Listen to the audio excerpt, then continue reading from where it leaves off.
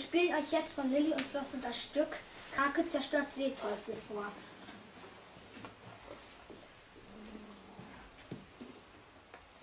Wer bist du? Ich bin eine Krake.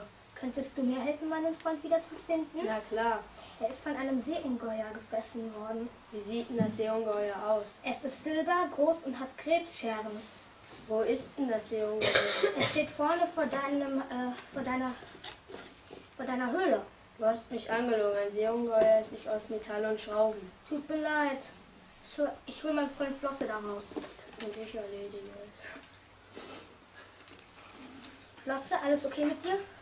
Ja, mir geht's super. Du kannst dich wenigstens mal bedanken. Dankeschön, dass du mir das Leben gerettet hast. Ich bringe euch jetzt nach Hause. In der nächsten Stadt angekommen, ließ die Krake Lilly und Flosse wieder alleine. Danke, dass du uns nach Hause gebracht Kommt mich hast. mal besuchen. Gerne, versprechen wir dir. Dann Ende.